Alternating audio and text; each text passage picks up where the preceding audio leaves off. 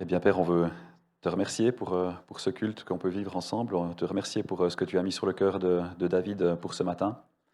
Je te prie de le bénir, Seigneur, de lui donner ta paix, de lui donner ton autorité aussi, et de nous rendre aussi réceptifs à ton enseignement ce matin, s'il te plaît, Père. Amen. Si.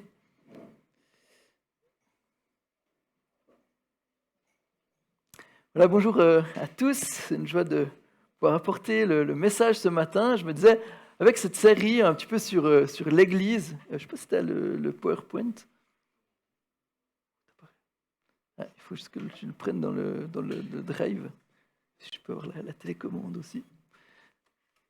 Je te laisse regarder. Depuis qu'on fait cette série sur l'Église, je me dis, mais je me sens presque un peu en vacances là, parce que ces derniers temps, plusieurs dimanches que je n'ai pas forcément quelque chose à faire. C'est aussi agréable de voir voilà, les autres, de pouvoir profiter du temps de culte. Mais j'ai du plaisir du coup d'être là ce matin. Et on va aborder le thème ce matin de l'attachement à la Sainte Seine. Vendredi passé, on a eu le groupe d'ados et on a mangé une raclette, une fondue, pardon. On a mangé une fondue, peut-être ça avait peut-être encore quelques odeurs, je ne sais pas. Mais on était en train de préparer la fondue et puis Sébastien frottait comme ça le caclon avec de l'ail.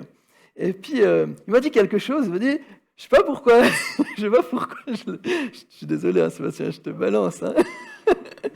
Il dit, en fait, je sais pas pourquoi on doit le faire, mais je le fais, quoi. Et puis, c'est vrai que je me posais la question, il me semble que c'est pour que ça attache moins, peut-être quelqu'un pourra nous éclairer ce matin, mais il me semble que c'est pour que le fromage attache moins sur le fond du caclon, c'est juste? Non? Pas forcément? Ah, pour donner plus de goût. Bah, alors voilà, moi j'avais faux. Donc avec Sébastien, on savait pas vraiment en fait pourquoi on devait le faire. Moi je lui ai donné une réponse du coup qui était bidon à voir. Ah, c'est aussi juste? Ah bon, bah alors ça va. Mais enfin, pourquoi je vous raconte ça? Parce que c'est vrai que des fois on fait des choses et en fin de compte on se dit mais pourquoi en fin de compte on fait ces choses? Et des fois c'est un petit peu la même chose avec la Sainte Seine. C'est pourquoi on va voir ce matin donc ce thème, l'attachement à la Sainte Seine. Donc on est dans cette série sur l'Église. Et quelque part on voit quelles sont les dynamiques qui devraient être au centre de notre vie d'Église. Alors juste un petit rappel, on avait vu avec Lionel que l'importance de l'attachement à Christ, quelque part c'est le cœur de pourquoi est-ce qu'on est ici rassemblés en tant qu'Église. On a vu avec William l'attachement à la prière, on a vu avec Didier la semaine passée l'attachement à la parole. Ces deux domaines, donc la prière, la parole, qui sont fondamentales dans la vie d'Église. Et donc l'attachement à la Sainte Seine ce matin. Vous allez dire, mais pourquoi prendre ce thème? Alors oui, la Sainte Seine, voilà, c'est quelque chose probablement d'important, mais pourquoi parler de l'attachement à la Sainte Seine? Pourquoi est-ce que la Sainte Seine, elle est importante pour la vie d'Église? C'est vrai que c'est un petit peu bizarre, ce rite, en fin de compte, où on est là, on casse des petits bouts de pain, là, on mange, et puis on prend... alors avant, on avait cette coupe, hein, maintenant avec le Covid, cette coupe qu'on passait, donc tout le monde buvait dans la même coupe. Bah, c'est...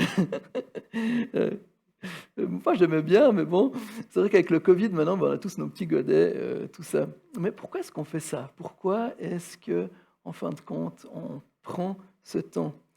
Dans le livre des Actes, juste après la Pentecôte, donc au tout début de l'Église, on lit ceci. Acte 2, 41-43. On est au tout début de l'Église, il a dit « Ceux qui acceptèrent sa parole furent donc baptisés en ce jour-là.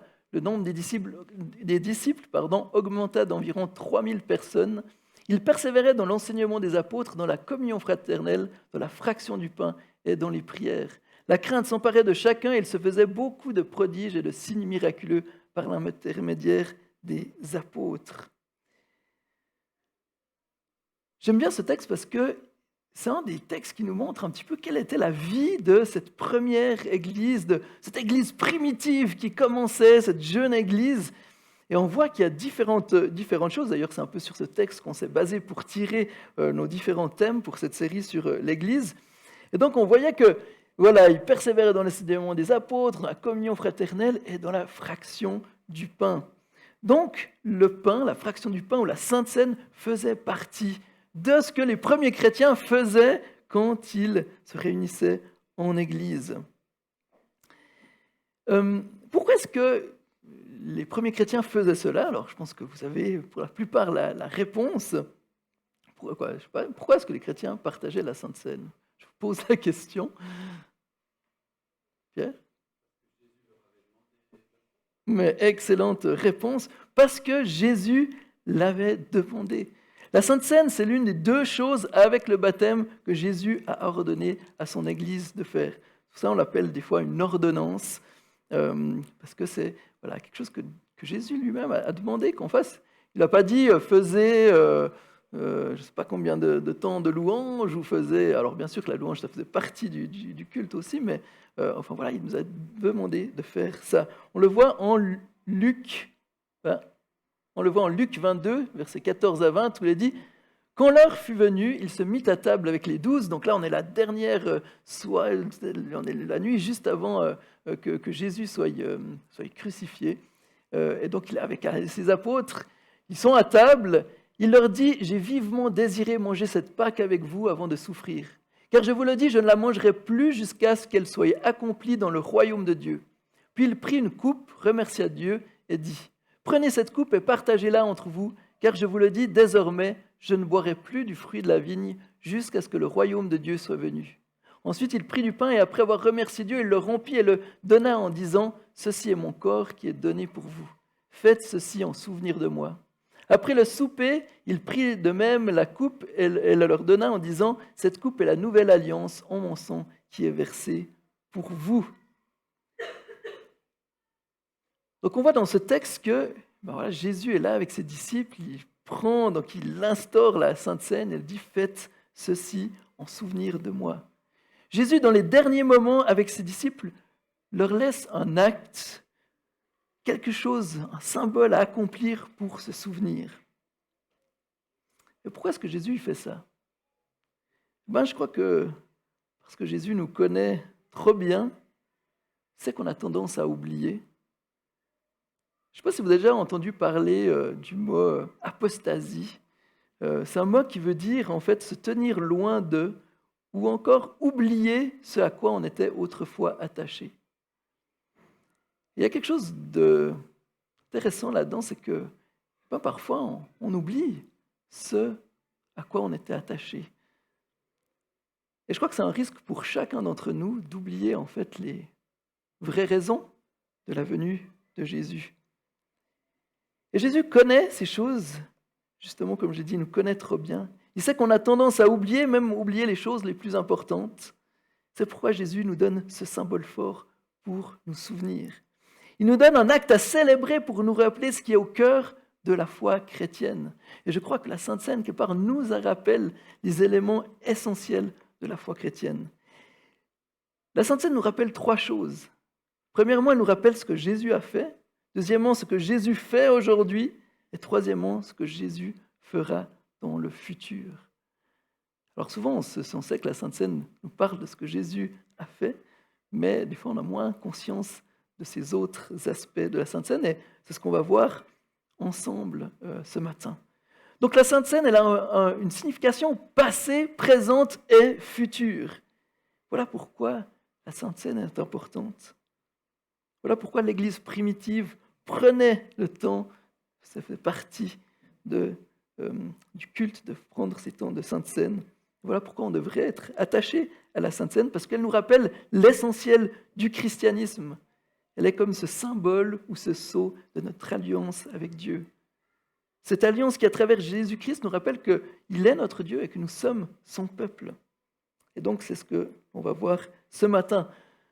Donc, premièrement, qu'est-ce que la Sainte Seine? La Sainte Seine nous rappelle ce que Jésus a fait ou accompli. Dans le texte qu'on a lu, où Jésus instaure justement la Sainte Seine, il faut le remettre un petit peu dans le contexte. Justement, Jésus est en train de partager la Pâque avec ses disciples. Et qu'est-ce que le repas de la Pâque? Eh bien, la Pâque, elle célébrait la délivrance du peuple de Dieu de son esclavage du pays d'Égypte. Donc juste un petit peu pour rappel, le peuple d'Israël avait été en Égypte parce qu'il y avait une famine, et puis Joseph justement avait été emmené en Égypte, et puis il était devenu le second après Pharaon en Égypte. Du coup, il a pu faire venir toute sa famille. Donc la famille de Jacob, Israël. Et puis, le temps a passé, 400 ans à peu près se sont écoulés, où le peuple d'Israël s'est multiplié, est devenu nombreux. Et au fur et à mesure du temps, le peuple d'Israël a été soumis à l'esclavage. Les Égyptiens les ont pris comme esclaves et puis les ont maltraités. Du coup, le peuple d'Israël a crié à Dieu et Dieu leur a prévu une délivrance. Dieu va envoyer Moïse, justement, à travers lequel il va faire tout plein il va annoncer à Pharaon qu'il faut qu'il laisse aller son peuple, le peuple de Dieu. Puis Pharaon ne va pas vouloir, il va y avoir une série comme ça de fléaux qui vont s'abattre, et dont le 10e fléau, qui est la mort, en fait, de tous les premiers-nés. Et c'est dans ce cadre-là que, quelque part, la première Pâque va être célébrée. Et c'est Dieu qui va demander, donc que le peuple d'Israël sacrifie un agneau. Ça, on va prendre dans le Exode 12, c'est un peu petit, mais je vais vous le lire. Exode 12, 5 à 14, Dieu va dire, il va leur demander de prendre un agneau, et il dit ce sera un agneau sans défaut, mâle, âgé d'1 an. Vous pourrez prendre un agneau ou un chevreau, vous le garderez jusqu'au 14e jour de ce mois, où toute l'assemblée d'Israël le sacrifiera au coucher du soleil. On prendra de son sang et on mettra sur les 2 poteaux et sur le linteau de la porte des maisons où on le mangera. Cette même nuit, on mangera sa viande rôtie au feu. On la mangera avec des pains sans levain et des herbes amères. Vous ne la mangerez pas à moitié cuit ou bouilli dans l'eau. Au contraire, il sera rôti au feu avec la tête, les pattes et l'intérieur. Vous n'en laisserez rien pour le matin. Si toutefois il en reste quelque chose le matin, vous le brûlerez au feu. Quand vous le mangerez, vous aurez une ceinture à la taille, vos sandales aux pieds et votre bâton à la main. Vous la mangerez rapidement, c'est la Pâque de l'Éternel. Cette nuit-là, je parcourrai l'Égypte et je tuerai tous les premiers-nés du pays, hommes ou animaux. Je mettrai ainsi à exécution mes jugements contre tous les dieux de l'Égypte. Je suis l'Éternel. Pour vous, en revanche, le sang servira de signe sur les maisons où vous vous trouverez. Je verrai le sang et je passerai par-dessus vous. Il n'y aura pas de fléau qui vous détruise quand je frapperai l'Égypte. Vous rappellerez le souvenir de ce jour en le célébrant par une fête en l'honneur de l'Éternel. Cette célébration sera une prescription perpétuelle pour vous au fil des générations. Donc voilà le texte qui instaure cette célébration de la Pâque. Et on voit donc la Pâque, c'est quoi? Il y a ce dernier jugement de Dieu qui va s'abattre sur l'Égypte, et Dieu donne à son peuple un signe. Le sang d'un agneau sacrifié sur la porte pour ne pas être frappé par ce jugement. Et c'est justement ce que nous rappelait la Pâque. La Pâque, elle nous rappelait la délivrance du peuple de Dieu de son esclavage. Elle nous rappelait la préservation du peuple de la colère et du jugement de Dieu sur l'Égypte grâce au sang d'un agneau qui a été sacrifié pour le peuple et mis sur les portes des maisons. Le sang était un signe qui faisait une distinction entre le peuple de l'alliance de Dieu et le peuple rebelle et oppresseur d'Égypte. Et c'est un élément important. Pourquoi est-ce que Jésus, donc, instaure la scène à ce moment-là? Jésus le fait à ce moment-là parce que tous ces symboles sont justement présents lors de ce repas. Et qu'est-ce que Jésus va faire quand il instaure la scène? Il va donner une nouvelle signification à ce moment. Il va donner une nouvelle signification à ce repas. En fait, en faisant cela, Jésus va montrer que c'est lui le véritable agneau. C'est lui le véritable agneau qui nous sauve de la colère et du jugement. Il est l'agneau, signe de notre alliance avec Dieu. Jésus est celui que le sang qui était mis sur les linteaux, sur le linteau et les bords des portes préfigurait. Jésus est celui qui accomplit pleinement l'ancienne alliance. Il est celui qui accomplit les prophéties du Sauveur promis par Dieu, celui qui apporte par sa mort et sa résurrection le salut, la délivrance et la rédemption. C'est pourquoi il écrit, je reviens à ce texte, ensuite il prit du pain et après avoir remercié Dieu, il le rompit et leur donna en disant « ceci est mon corps qui est donné pour vous. Faites ceci en souvenir de moi. Après le souper, il prit de même la coupe et la leur donna en disant, cette coupe est la nouvelle alliance en mon sang qui est versé pour vous. Vous voyez, c'est plus l'agneau et son sang, mais Christ et son sang qui ouvre une nouvelle alliance, une alliance de grâce. Et notez aussi bien ce qui est marqué, faites ceci en souvenir de moi. Comme Dieu l'avait demandé à l'Exode de faire un repas, de célébrer cette Pâque, Jésus demande de célébrer ce repas. Jésus commande de le célébrer en souvenir de lui. Et il y a quelque chose de marquant là, et d'important pour nous de réaliser, c'est que surtout le ministère de Jésus, ce qui veut qu'on se souvienne de lui, c'est ça. C'est ce qui est présent dans la Sainte Seine. Ce que Jésus veut qu'on se rappelle de lui, ce n'est pas des miracles ou des choses extraordinaires qu'il a faites. Le plus important pour lui, c'est qu'on se souvienne qu'il est celui qui vient accomplir la rédemption, qu'il est l'agneau de Dieu. Jésus veut que nous rappelions quelque part de ce qu'on appelle l'évangile, la bonne nouvelle. Jésus veut que nous rappelions qu'il est le sauveur promis. Il veut que nous rappelions que grâce à son sacrifice, nous sommes délivrés de l'esclavage du péché. Nous ne sommes plus sous le jugement et la colère de Dieu, mais dans cette alliance de grâce. Je ne sais pas si vous vous rendez compte de la profondeur du message qui est donné à ce moment-là. Cette alliance qui nous apporte la rédemption et la délivrance. C'est ce que Jésus veut qu'on se souvienne quand on célèbre la Sainte Seine. Jésus voulait qu'on se souvienne de ce qu'il a accompli à la croix pour nous. Et si on ne voit pas ça, et bien quelque part on passe à côté de l'essentiel. Si on ne réalise pas ça, en prenant la Sainte Seine, on passe à côté de l'essentiel. Je pense que vous êtes tous promenés en vacances, dans des villes comme ça, et souvent on arrive à des endroits où il y a des monuments, où il y a quelque chose qui nous rappelle un événement important qui s'est passé. Je me rappelle une fois j'avais été à New York, c'était une année après le 11 septembre, il y avait encore tout n'avait pas été encore débarrassé, comme ça il y avait encore la tour qui était effondrée, et c'était en train de faire le ménage. Et maintenant c'est vrai que si on arrive sur cette place, il y a un mémorial de ce qui s'est passé. C'est un mémorial qui rappelle l'événement tragique qui s'est passé, mais aussi les pompiers, les secouristes qui ont donné leur vie pour intervenir sur ce moment. Et on voit que les êtres humains ont besoin de marquer comme ça les choses importantes. Et c'est quelque part ce que Jésus fait ici. Jésus nous donne un événement pour nous souvenir de ce qui est essentiel pour notre foi. Jésus n'a pas instauré simplement un rite pour que fasse quelque chose pour occuper nos cultes en se disant tiens, il faut qu'il fasse quelque chose quand même, qu'il soit occupé. Tiens, s'il mangeait quelques bouts de pain et buvait un peu de vin, ce serait sympa. Et trop souvent, on oublie un peu le sens du symbole qu'il y a derrière la Sainte Seine. Il n'y a rien de pire que de faire quelque chose sans réaliser le sens pourquoi on le fait. Et une fois, j'avais été à la messe, là, je parlais lors de la messe, et une chose qui m'a frappé, c'est que en fait, dans la messe, dans la liturgie, qui nous semble des fois lourde, en fait, il y a plein d'éléments hyper intéressants. Il y a plein d'éléments qui sont super forts sur le symbolisme qu'il transmet. Mais ce qui est dramatique, c'est que les gens qui sont là, la plupart des gens, en fait, le font simplement par habitude. Le font sans comprendre vraiment le sens de ce qui est en train d'être fait. Et c'est le même risque qu'on a avec la Sainte Seine, c'est qu'on le fasse simplement, en oubliant le sens qu'il a. Et si on fait la scène sans se rappeler du vrai sens, on passe complètement à côté. Vous savez, une chose qui m'interpelle ces temps, c'est parfois le nombre de personnes qui se disent chrétiennes, qui croient en Dieu, mais qui ne connaissent pas l'Évangile.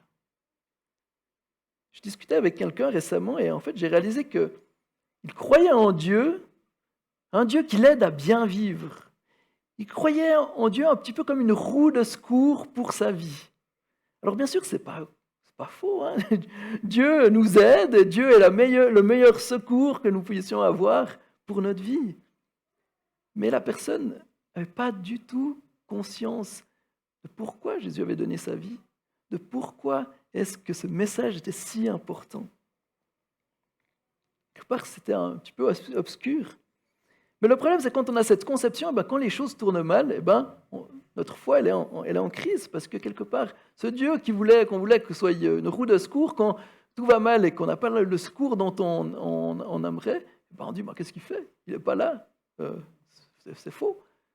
Alors que la Bible nous dit, le plus important, c'est la croix. Voilà ce que Jésus est venu faire. Jésus n'est pas venu simplement pour être au périphérique de notre vie, simplement pour nous rendre la vie comme un automate à bien-être, pour nous rendre notre vie belle et tranquille. Mais Jésus est venu pour sauver ce monde brisé. Il est venu pour que tous ceux qui se mettent au bénéfice de son sang précieux soient délivrés du péché. Si tu n'as pas mis ta confiance en Jésus ce matin, si tu ne t'es pas mis au bénéfice du sang de Christ, je t'encourage à le faire.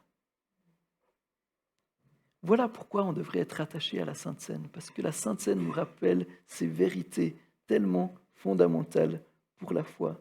Et voilà aussi pourquoi on devrait prendre la Sainte Seine en se souvenant de ça et avec reconnaissance. D'ailleurs, c'est pour ça que des fois il est parlé d'Eucharistie, ça veut dire action de grâce. C'est pour ça que quand on prend la Sainte Seine, on devrait le faire avec reconnaissance pour ce que Jésus a accompli.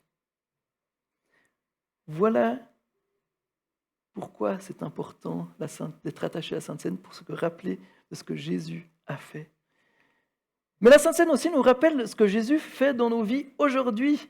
La Sainte Seine est non seulement un temps de souvenir, mais les théologiens disent aussi que la Seine est une célébration de la présence de Dieu. Un théologien que j'ai lu, qui s'appelle Lincoln Duncan, a dit « La Sainte Seine est une célébration de nos retrouvailles avec Dieu et de sa présence à nos côtés. Nous nous réjouissons de le savoir tout près de nous. » Et dans le texte qu'il a écrit, il faisait un lien intéressant que je n'avais jamais fait. Il faisait le lien entre l'appel du serpent en Genèse 3 de prendre et de manger du fruit défendu. Cette action qui en fait a eu pour résultat que l'humanité a été chassée de la présence de Dieu.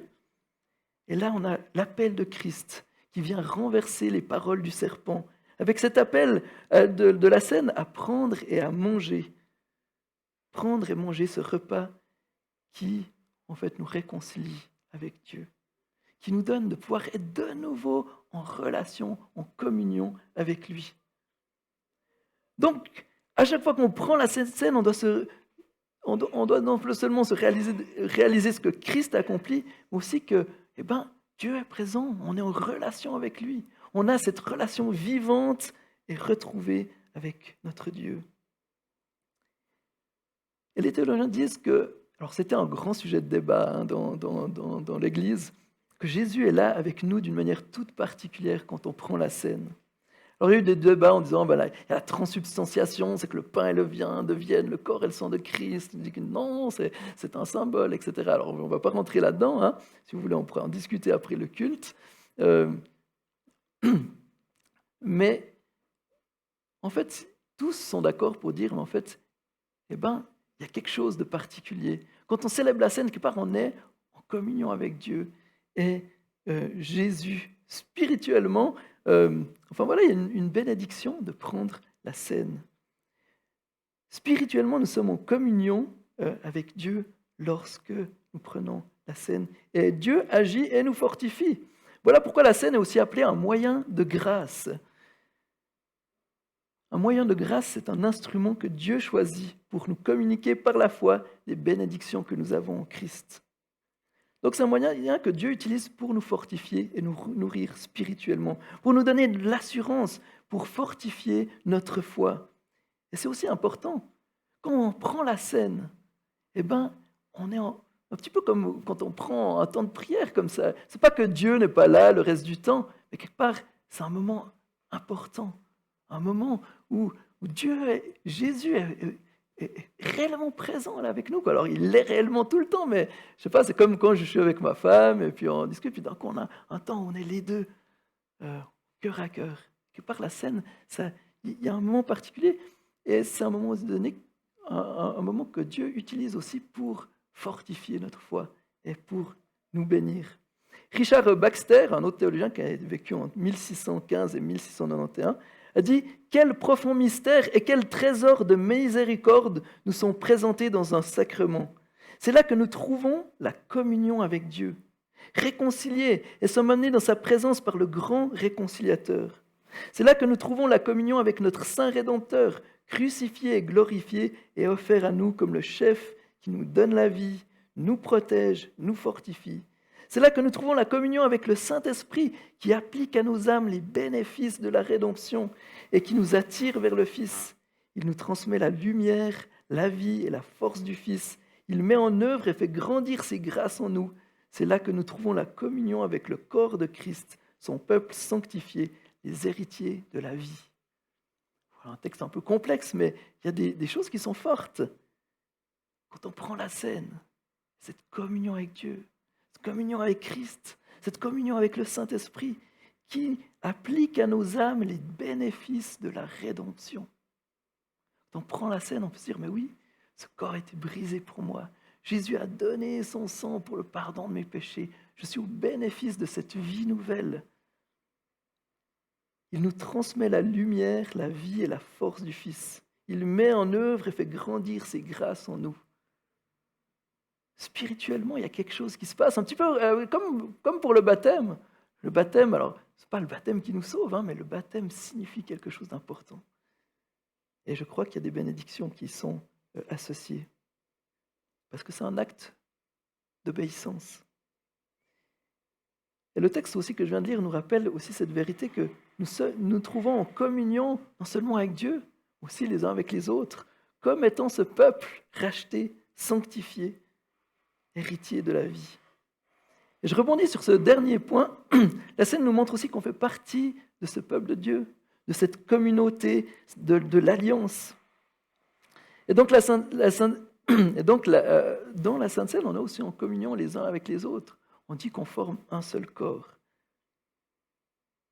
Comme on l'a vu, la scène, comme on l'a vu lors de l'Exode, la Pâque, quelque part, ce sang qui marquait la différence entre le peuple de Dieu et les autres, et bien quelque part, la scène, elle fait la même chose. Elle nous marque comme étant le peuple de Dieu, le peuple qui lui appartient. Et c'est pourquoi la Sainte Seine ne devrait pas être prise à la légère. C'est pourquoi, normalement, la Sainte Seine devrait être prise uniquement par les personnes qui ont fait une profession de foi et qui ont été baptisées parce qu'ils ont manifesté qu'ils voulaient être disciples de Jésus.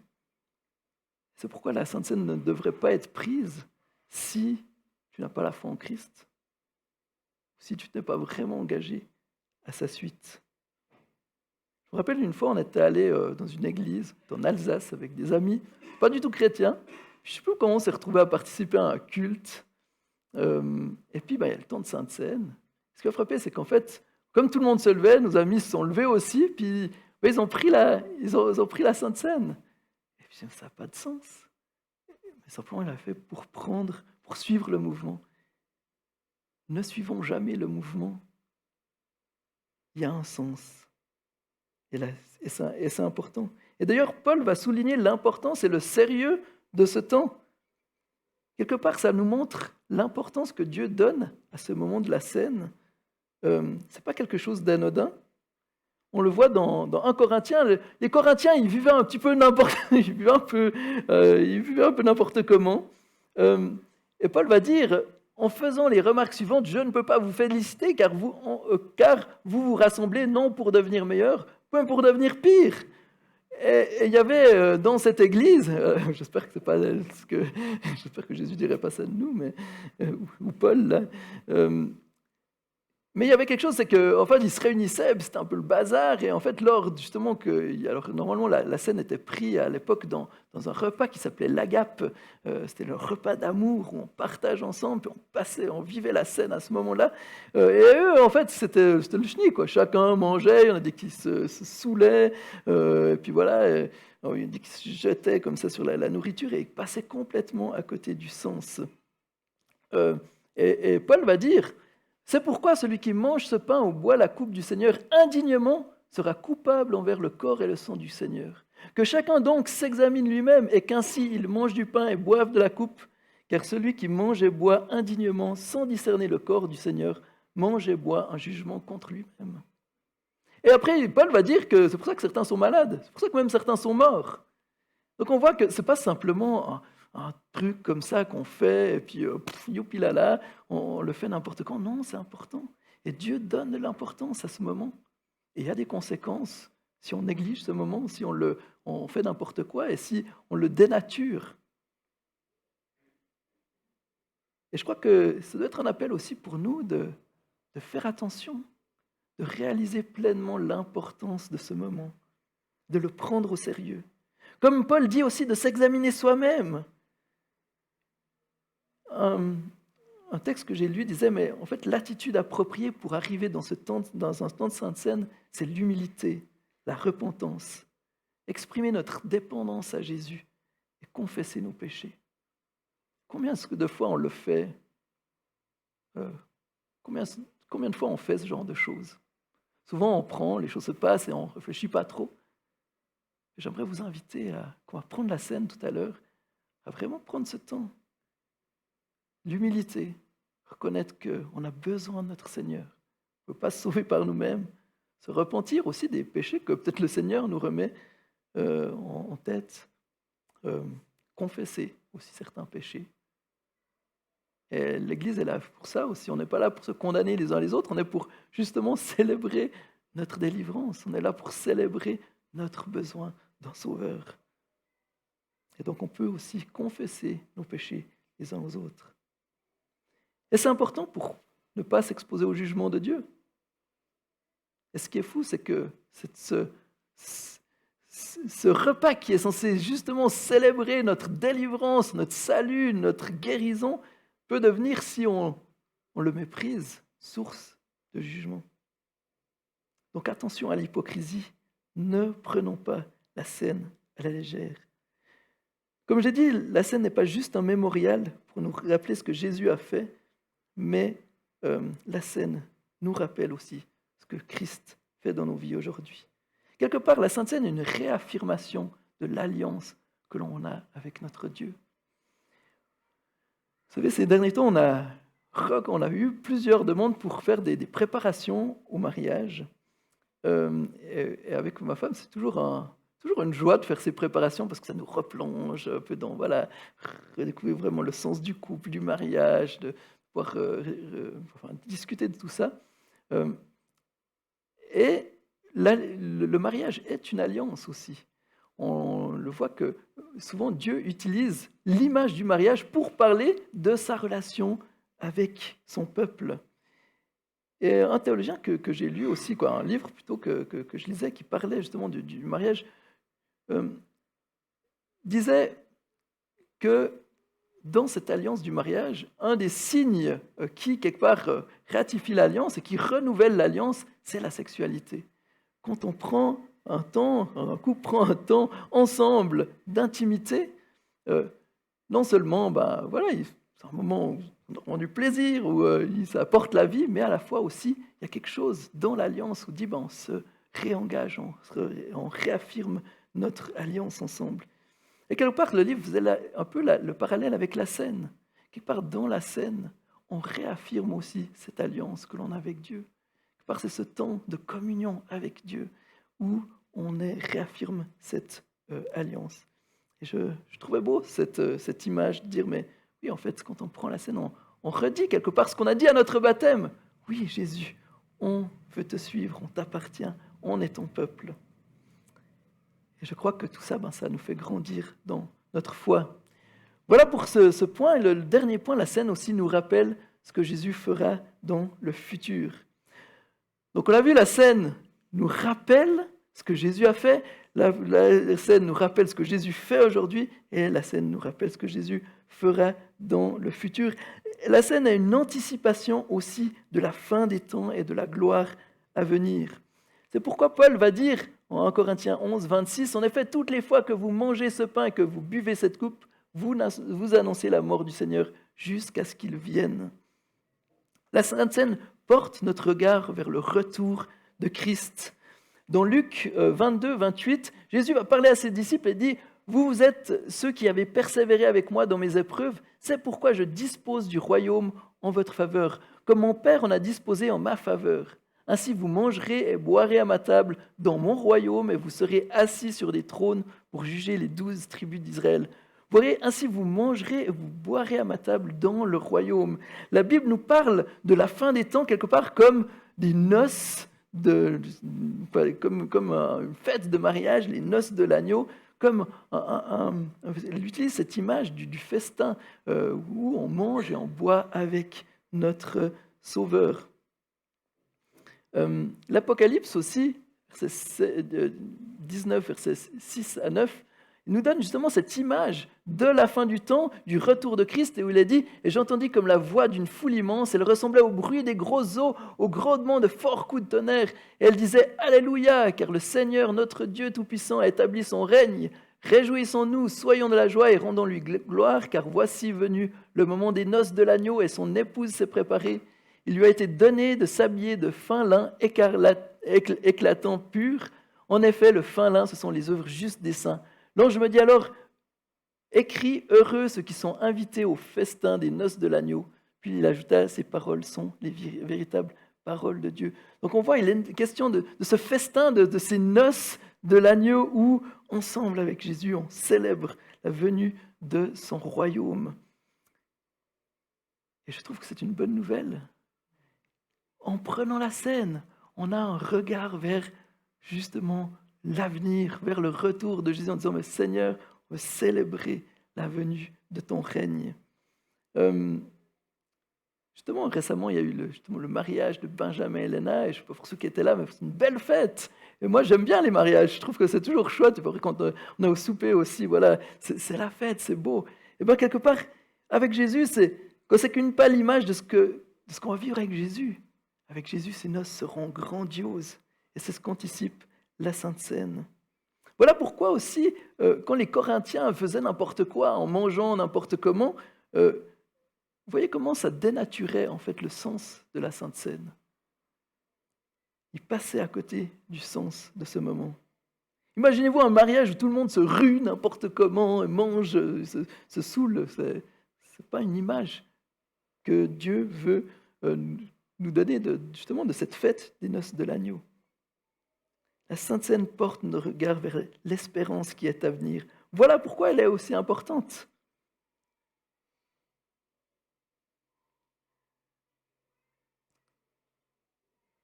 Un autre théologien, R.C. Sproul, a dit dans un de ses livres, « Chaque fois que nous célébrons la Seine, nous regardons également vers l'avenir, vers la promesse des noces du Christ et de son épouse.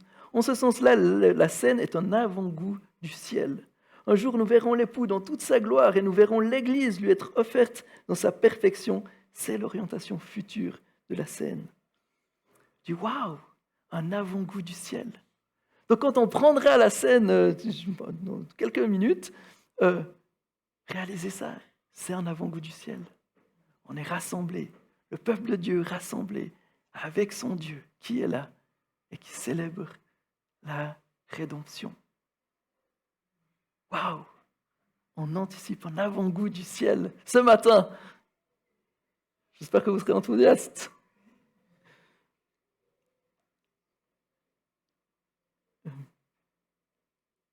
Et voyez comment des fois on fait des choses dans l'Église et on oublie un petit peu le sens profond. Et c'est ce que j'avais à cœur ce matin avec ce message sur l'attachement à la Sainte Seine, c'est de nous rappeler ces réalités, de nous rappeler ces vérités, et qu'on ne prenne plus la Sainte Seine comme on le faisait avant, qu'on puisse se rappeler de ces vérités. Parce que c'est tellement important, et pour notre foi, de nous rappeler de ces choses essentielles de l'Évangile.